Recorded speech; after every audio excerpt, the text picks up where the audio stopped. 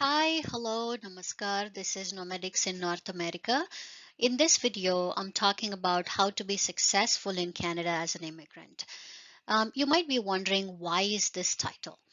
I did see a lot of videos which had titles like "Don't move to Canada if you are dash dash dash, is it worth moving to Canada?" and many more. And everything had a little bit of a negative sense, and some of them were very subjective. And I also read a lot of articles online which talked about Canada as a country that is not fit for migration. So I decided to create this video, and I really hope you find this helpful. I came here 3 years ago as an immigrant, and I'm really happy with my life. I have a dream job that lets me work from home full time, and I live in a great neighborhood. And I have wonderful neighbors who are like family, and I'm settled here. So I wanted to share my positive experience with you all and what all I did to get here. And I really hope you like my video, and if you do, please consider subscribing to my channel and like the video. Initial important tasks. As soon as you are in Canada, there are some tasks that you must take care of.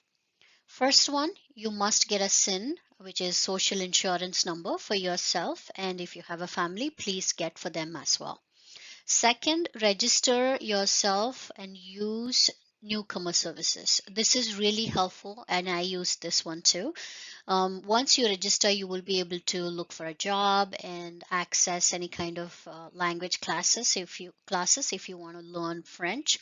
If you want to find a place to live, there would be a lot of information about that.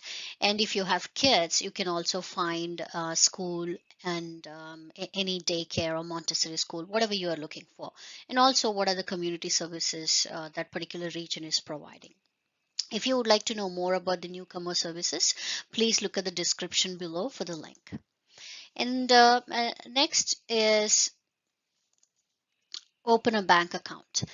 This is a must. As soon as you have your SIN, visit any of the banks like Scotia Bank, TD Bank, CIBC, open a bank account, which is really important. Next one is get ready to get a driving license. A driving license consists of two tests, one written test and another driving test. You need to pass in both the exams to be able to get a driving license in Ontario. If you live in downtown, wonderful. You don't really need a car. You're good to use public transportation. But you decide to live in suburbs, then you must know driving is really important.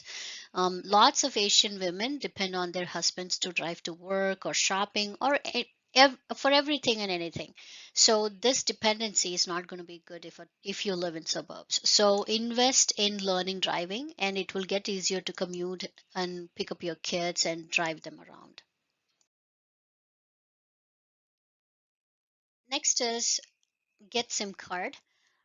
Go for something cheaper until you figure out which provider works for you.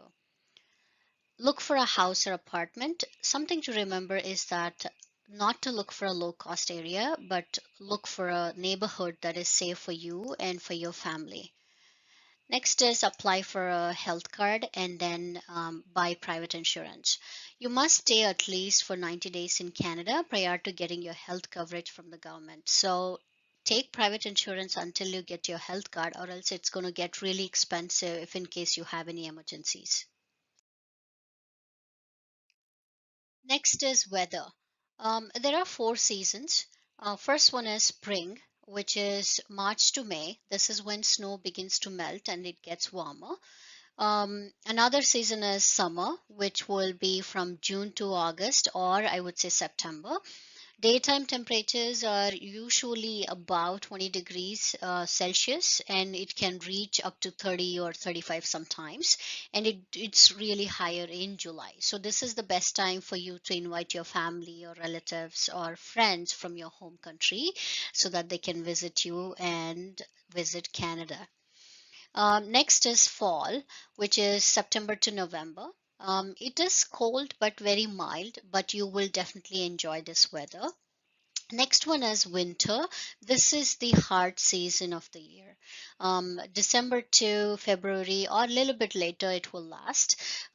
You need to invest in good down jackets, gloves, scarves, or boots and hats. You will get used to it after some time, but you have to have an open mind about this so that you can accept that you cannot avoid this season anywhere in Canada. The trick here is you should use layer clothing. Once you are used to the weather, you can enjoy many winter sports such as skating, skiing, sledding, or building snowmen. Once you know how to deal with the seasons, you will enjoy Canada. Next, I'm talking about taking care of your health. Take private insurance until you get your health card, which is the first 90 days. And then start using walk in doctor. Don't wait until you get a doctor you would like to visit. The negative thing with Canadian healthcare is that wait until to get the facilities or referrals. You need to keep inquiring with your doctor office to find out when they will open for new patient registration, but meanwhile, make sure you have a walk-in doctor who can refer you to different doctors if required. And something that you need to remember is your doctor needs to mention it is important in the referral if you want to see a specialist or you want to get some tests done without having to wait a lot. That will definitely do the trick. And something else that is not offered by Canadian healthcare system is prescriptions. So you need to take private insurance for prescriptions, or if you have a job, your employer will give you that insurance. Next, how to land a job. First, it's all about your resume. Make sure that you prepare your resume by spending quality time. A lot of people create an universal resume and then apply for jobs, and that's not good. Resume must always have specifics and must match the skill set companies are looking for. Um, Next thing is that there will be a lot of openings in Fortune 500 companies. I suggest don't try until you have built your profile in Canada. And don't apply for highly paid jobs as soon as you enter the job market. Target small companies and make connections over LinkedIn. LinkedIn works better, and a lot of other websites like Career Edge, Indeed, Workopolis, and so on. Small companies may not offer you a lot of benefits or competitive salary you're looking for, but it is a good start. The last one is keep learning, build a skill set, improve your skills and add new skills, understand Canadian culture and understand how to crack an interview, and then give a try for a job that you desire. Next is build a social life. It is very important that you have a social life in Canada so that you forget that you're homesick and then move on. How do you do that? Visit your holy places like temples or church and make connections there. Start looking for regional programs in the area you live in. Visit libraries for programs. They always have wonderful programs. Look for groups online to meet and greet in the local area. Stay active and stay in good health. You can also meet new people and make connections in the gym. Something that you need to remember is that do not expect to mingle with your own race. Canada is a country that is built on the back of the immigrants, so it is multicultural. Cultural. Be open to accept new race and embrace different cultures, and that will definitely help you build your social life in Canada. Next, balance and enjoy life. Spend wisely. There are attractive credit card offers, loan offers. Don't spend time and money unless you can really afford. A lot of people who immigrate to Canada take on a lot of debt and they struggle when they lose a job or to keep up with the loan and interest. So plan your future, enjoy with what you have. Next, visit places and spend time with your family. Canada is a beautiful country with natural wonders like Northern Lights, Niagara Falls, Canadian Rockies, and also there are tons of wonderful man made attractions. So, plan your visits, take a vacation, and enjoy with your family.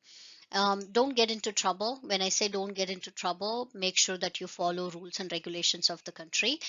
For an example, when it comes to driving, follow the speed limit, follow rules, and you will not get a ticket. That is staying out of trouble for me. And the last thing is learn to help, give back to society, donate what you can, and that will definitely help everyone in the country and have a good living. And something you really need to remember in Canada is that you need to do your own chores. You can get housemates, but they are really expensive. So do your own chores. It helps you stay fit and save you money. And when I say chores, it includes everything from sweeping to cleaning your restrooms. And remember to put efforts and work hard. Roll up your sleeve, keep an open mind, and be successful. And good luck. Thank you so much for watching. Please subscribe, like, and hit the bell button.